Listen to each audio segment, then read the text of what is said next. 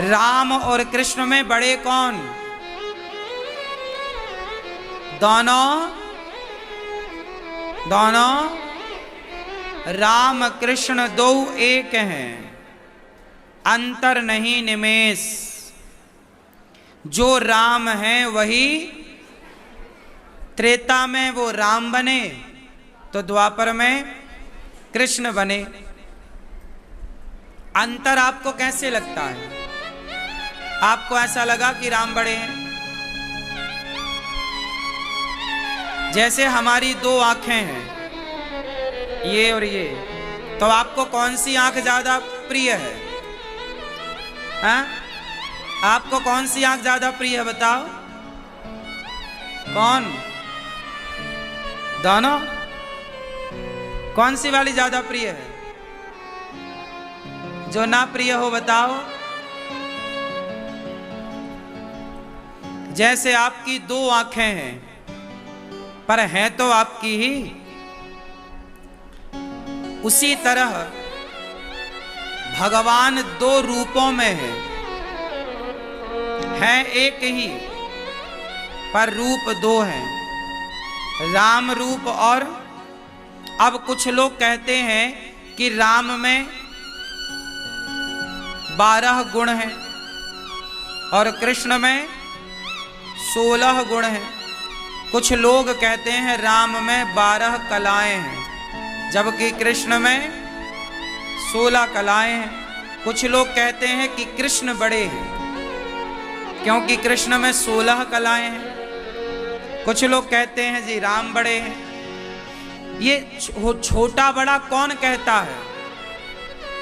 वही जो अज्ञानी है, जो राम और कृष्ण को दो माने, जो राम और कृष्ण को छोटा या बड़ा माने, समझ लो कि वो अज्ञानी है, अभी सत्संग किया नहीं, जाना नहीं, इसलिए वो छोटे और बड़े का भेद रखता है क्योंकि सत्संग से अभी जुड़ा नहीं है, मैच्योर नहीं है, गंभीर नहीं है, शास्त्रों का ज्ञान नहीं। 12 कलाएं राम की नहीं है। राम है सूर्यवंशी और सूर्य की कलाएं कितनी होती हैं? सूर्य कितनी राशियों में रहते हैं? राशियां कितनी होती हैं? मेष वृष मिथुन कर्क मीन कन्या, कितनी राशियां हैं टोटल? 12। तो सूर्य भगवान कहां जाते हैं? 12 राशियों में। तो सूर्य की कलाएं हैं 12। तो लोग कहते हैं कि राम की कलाएं 12 हैं। वो कलाएं राम की नहीं, राम की कलाएं तो अनंत हैं। राम की कलाएं तो अनंत हैं। 12 कलाएं क्या? राम अनंत कलाओं के धनी हैं। चूंकि राम सूर्यवंशी हैं तो सूर्य की कलाएं 12 होने से लोग ये समझ लेते हैं कि राम की कलाएं 12 हैं और कृष्ण है चंद्रवंशी। कृष्ण कौन है? तो चंद्रमा की कलाएं कितनी होती हैं? चंद्रमा की कलाएं कितनी होती हैं? बोलो मेरी मां, कौन कौन सी? चंद्रमा की 16 कलाएं हैं, प्रतिपदा से लेकर के पूर्णिमा आप गिनो। 15 हुआ, एक अमावस्या गिन लो। चलो मैं गिनाता हूं, बोलो अमावस्या। अमावस्या में चंद्रमा क्या होते हैं? शून्य हो जाते हैं। लुप्त इसलिए क्या हो जाता है? अंधकार। अमावस्या मतलब चांद का गायब हो जाना। गायब मीन्स दिखाई ना पड़ना। अमावस्या में चंद्रमा होते हैं, बिल्कुल नजर ही नहीं आते, तो 0। फिर क्या होता है? प्रतिपदा आती है तो चंद्रमा हल्का सा दिखाई पड़ता है, प्रतिपदा। फिर द्वितीया को चंद्रमा थोड़ा बड़ा, तृतीया को और बड़ा, चतुर्थी का और बड़ा, पंचमी का और बड़ा, षष्ठी का और बड़ा, सप्तमी का और बड़ा, अष्टमी, नवमी, दसवीं, एकादशी। जैसे जैसे दिन बढ़ेंगे चंद्रमा क्या होगा? बड़ा। और पूर्णिमा को पूरा गोल, पूरा। तो चंद्रमा 16 प्रकार से हमें नजर आया। आया भाई, प्रतिपदा का चांद अलग दिखा और द्वितीया का अलग। शंकर जी के ऊपर जो चंद्रमा है, आपने देखा होगा ना, शंकर जी के माथे पर क्या होता है? चंद्र होता ना। वो कौन सा चंद्रमा होता है? पूर्णिमा का होता है कि अमावस्या का? अष्टमी का होता है कि द्वितीया का? बताओ, बोलो। भगवान शिव के ऊपर जो चांद है वो द्वितीया का चांद है। बोलो, आज रात्रि को देखना चांद कैसा दिखेगा। आज का जो चांद है वही शिव जी के ऊपर का चांद है, पतली सी धारी, ये द्वितीया का चांद है। तो चांद जो है 16 प्रकार से हमें नजर आता है। अमावस्या से लेकर पूर्णिमा तक कितना हुआ? तो चांद की कलाएं कितनी हो गई? 16 कलाएं। हाँ या ना? चांद की कलाएं 16। तो कृष्ण की 16 कलाएं जो कहते हैं, वो कृष्ण की 16 कलाएं। कृष्ण तो अनंत कलाओं के धनी हैं। कृष्ण तो, बोलो, कृष्ण तो अनंत कलाओं के धनी हैं। तो चंद्रमा की कला 16 है, सूर्य की कला 12 है। तो लोग ऐसा मान लेते हैं कि राम की कला 12 और कृष्ण की कला, क्योंकि वो राम सूर्यवंशी और कृष्ण चंद्रवंशी। ये जो समाज की मान्यताएं हैं, कुछ लोग आधी अधूरी बात मान लेते हैं। जैसा आप लोग सुनते हो वैसा मान लेते हैं। कई बार सुनाने वाला वो नहीं समझ पाते पूरी बात और वो आधा सुना देते हैं, तो आपको वही सच आप मान लेते हैं। तो राम और कृष्ण दोनों में कोई अंतर। जो त्रेता में राम बने, वही त्रेता की कुछ लीलाएं जो अधूरी रह गईं, उन लीलाओं को पूरा करने के लिए वही राम द्वापर में प्रकट होकर के आए। आपको पता है त्रेता के राम की कुछ लीलाएं अधूरी रह गई थीं। बताओ कौन सी? त्रेता के राम की कुछ लीलाएं अधूरी रह गई थी, जो त्रेता में वो पूरी नहीं कर सकते थे। बताओ कौन सी लीलाएं अधूरी रह गई? हाँ, क्या मैं बताऊं? कुछ गिन लो। जब राम जी ने सीता मां को माला पहनाया, क्या पहनाया? कौन सा माला? वरमाला।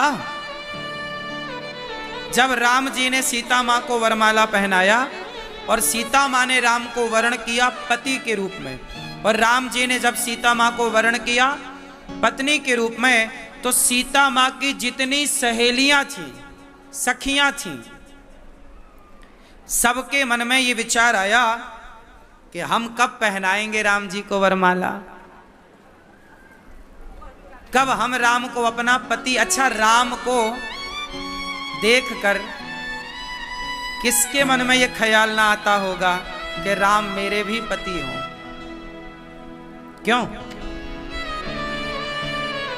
नहीं आता होगा?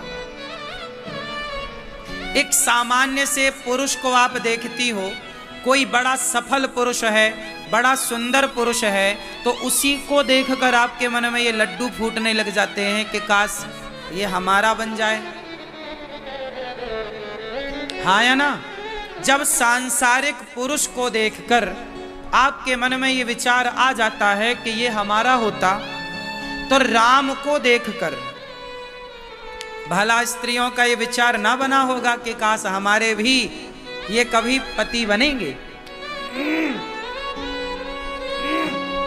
मीराबाई के मन में आ गया कि क्या कृष्ण कभी हमारे पति बनेंगे? तो भगवान को देखकर जनकपुर की सखियों का विचार हुआ कि क्या राम हमारे भी कभी पति बनेंगे? तो राम ने बोला कि इस जन्म में तो नहीं, पर आपने मन बनाया है तो मैं आपकी इच्छा अगले जन्म में पूरी करूंगा। एक बात बताएं, जो आप सोचते हैं ना वो होता जरूर है, इसलिए अपनी सोच अच्छी ही रखो। यदि आप ये भी सोचते हैं कि क्या भगवान हमें मिलेंगे, तो भगवान भी तो सोचते होंगे किसने मुझे पाने का मन बनाया है, तो ये तो जिम्मेदारी अब भगवान की है ना कि वो आपको मिलकर के आपकी इच्छा पूरी करें।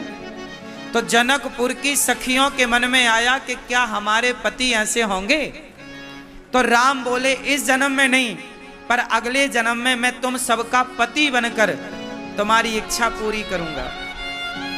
तो उन सखियों की इच्छाएं पूरी करने के लिए राम मर्यादा में रहे एक पत्नी के साथ, लेकिन कृष्ण को अनेक पत्नियां बनानी पड़ी, अनेक विवाह करना पड़ा। जो त्रेता की वेटिंग लिस्ट थी वो द्वापर में जाके पूरी हुई। अब भाई रोक भी तो नहीं सकते ना मन को, और मन भी गलत थोड़ी है, भगवान को पाने का मन गलत थोड़ी था, बताओ। एक ये तो पहली बात थी। अब दूसरी बात सुनो। आपने सुना होगा राम जी के सामने एक और महिला आई थी जो ऑफर लेके आई थी कि आप हमसे विवाह कर लो, हम आपसे विवाह करना चाहते हैं। क्या बता सकते हैं कौन थी, क्या थी? मैया बैठो मेरी माँ, तुम कहां मुंह बंद करके चली?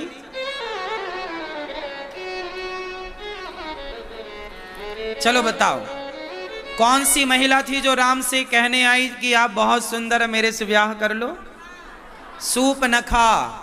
ये कौन थी? रावण की बहन। अच्छा, इसके लिए भी भगवान राम को दूसरा अवतार लेना पड़ा। अब ये बताओ कि सूपनखा कहती है आप मेरे से विवाह करो, मैं आपसे प्यार करती हूं। अब मुझे एक बात बताओ, क्या भगवान से प्यार करना गलत है? उत्तर दो। यही तो कहते हैं कि भगवान से प्यार करो, भगवान से प्रेम करो। सारे संत लोग क्या कहते हैं? रामचरितमानस में भी लिखा है, राम ही केवल प्रेम प्यारा।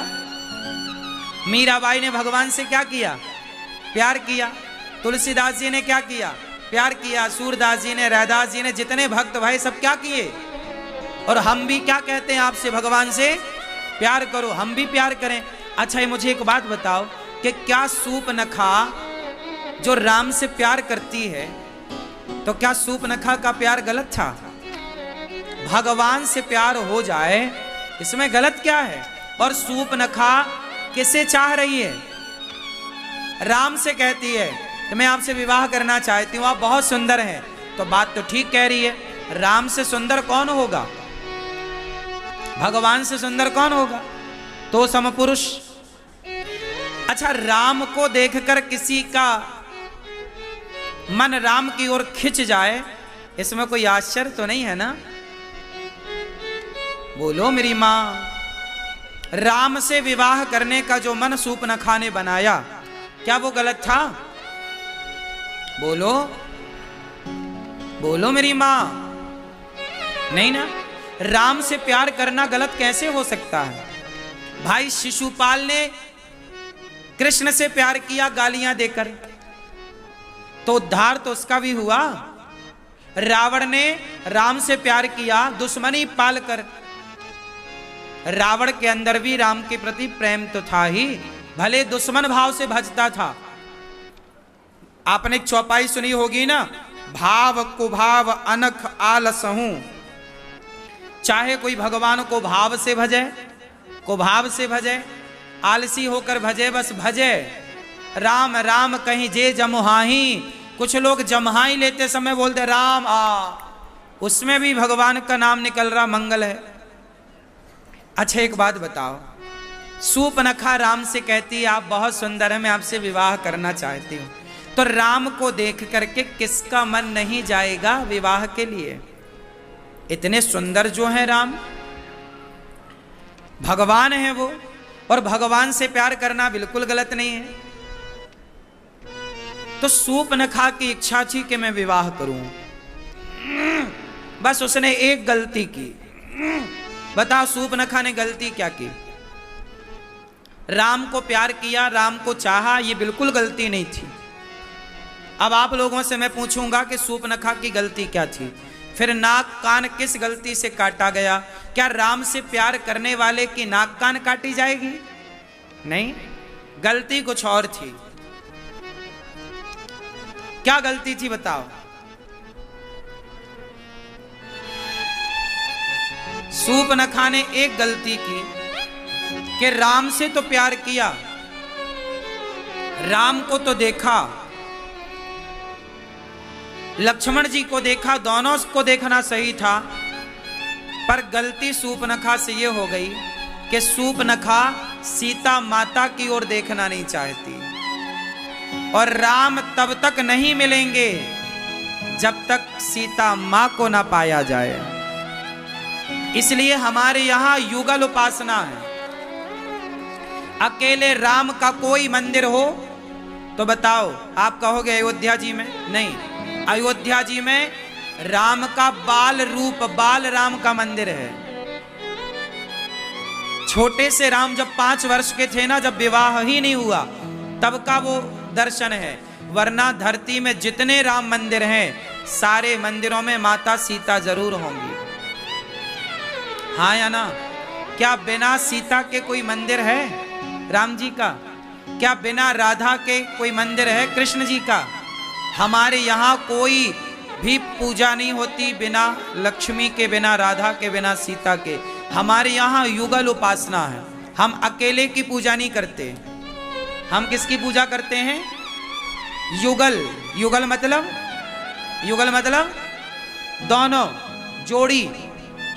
हमारे यहाँ शंकर की पूजा नहीं है, गौरी शंकर की पूजा है।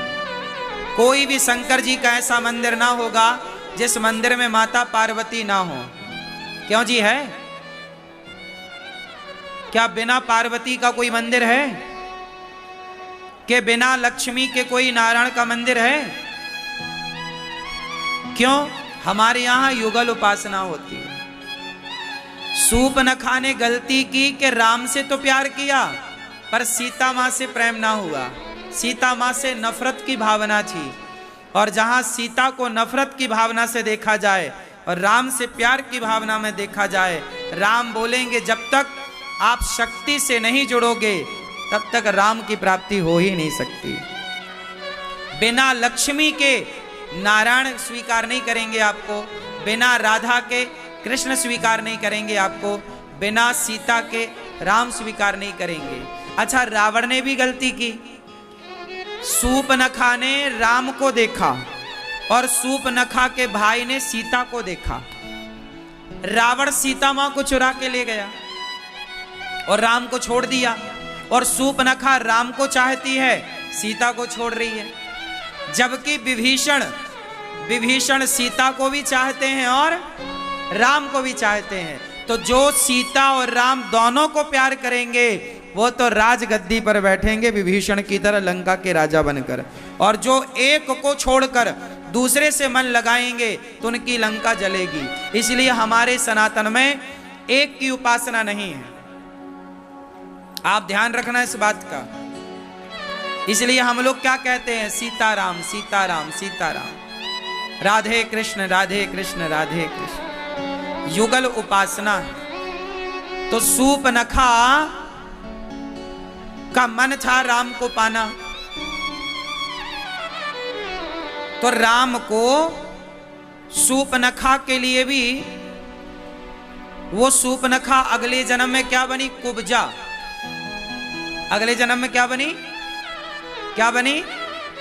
सूर्पनखा अगले जन्म में क्या बनी? बोलो मेरी मां। कुब्जा। क्या बनी? कुब्जा। इसलिए भगवान श्री राम द्वापर में कृष्ण बने और अनेक विवाह करके सीता मां की सखियों के साथ विवाह करके उनकी इच्छा पूरी करते हैं, और कुब्जा से चंदन लेकर कुब्जा की कुबड़ मिटाकर उसे सुंदर बनाकर उसके मन की इच्छाएं पूरी करके भगवान कुब्जा की कामना पूरी करते हैं। तो जो काम राम बनकर नहीं हो पाया वो अधूरा काम भगवान ने कृष्ण बनकर किया। और एक काम और बकाया है अभी राम जी का। कुछ काम ऐसे हुए कि ना राम बनकर वो पूरा कर पाए, ना कृष्ण बनकर पूरा कर पाए। राम जी का भी एक काम और बाकी है, बताओ क्या? आपको पता है क्यों? राम जी का एक काम अभी और अधूरा है, जिसे भगवान राम कलयुग में आकर पूरा करेंगे। कौन सा काम सुनो। जब राम वनवास गए तो राम जी को एक महिला मिली रास्ते में, एक स्त्री। उस स्त्री ने कहा कि आप मेरे से विवाह करो, मैं तपस्या कर रही हूं, सतयुग से मैं तपस्या करती आई हूं कि राम को मैं पति के रूप में पाऊं। तो राम जी बोले ठीक है, मैं आपसे विवाह करूंगा। मेरी पत्नी को रावण लेकर गया है, जब मैं रावण को मारकर पत्नी को लेकर आऊंगा और यदि आपने मुझे पहचान लिया, यदि आपने मुझे पहचान लिया तो मैं आपसे विवाह करूंगा, और आप नहीं पहचान पाई तो मैं आपसे विवाह नहीं करूंगा। तो राम जी रावण को मारकर सीता मां को लेकर राम जी आए उस स्त्री के पास, लेकिन वो स्त्री राम को पहचान ना पाई। तब राम जी बोले कि आप पहचान ना पाई, इसके लिए आप और तपस्या करो, मैं आपको कलयुग में विवाह करूंगा। वही कन्या आज वर्तमान में वैष्णव मैया कहलाती हैं, वैष्णवी मैया कहलाती हैं। वैष्णव मैया कहां हैं? बोलो मेरी मां। जम्मू, कटरा, कटरा क्यों कटरी बोलते हैं? तो जम्मू में जो कटरा है, वहां जो वैष्णवी मैया है हमारी, वो वैष्णव माता से भगवान राम कलयुग के अंत में जब राम कल्कि बनकर आएंगे तो कल्कि भगवान का विवाह मां वैष्णवी से होगा। तो देखो राम जी के कितने अवतार हुए बताओ, कितने अवतार हुए राम जी के? कितने? भगवान राम के 24 अवतार हैं। राम मतलब नारायण, राम मतलब विष्णु, राम मतलब हरि। और हमारे भगवान के अवतार कितने हैं? तो भगवान का एक अवतार राम, एक अवतार कृष्ण, एक नरसिंह, एक वामन, एक धन्वंतरी, एक कच्छप, एक मोहिनी, ऐसे 24। इसमें एक अवतार होगा कल की अवतार। 23 ऑलरेडी हो चुके हैं, 24वां होगा। तो आप लोग ये समझते हो कि राम अलग। आपसे मैंने पूछा कि राम कृष्ण में बड़ा कौन? आप लोग बोले राम, राम बड़े, कृष्ण बड़े। ऐसा नहीं बोला करो। छोटा बड़ा कहना भी अपराध है। कोवड़ छोट कहत अपराधु। राम को छोटा कहना या कृष्ण को छोटा कहना ये अपराध है। अब कोई भक्तों को कहने लग जाए कि मीराबाई बड़ी के शक्कोबाई बड़ी, कोई कहे कि तुलसीदास जी बड़े के सूरदास जी बड़े, तो भक्तों में भी कभी छोटे बड़े का भेद नहीं रखना चाहिए, और ना तो भगवान के अवतारों में छोटे बड़े का भेद रखना चाहिए।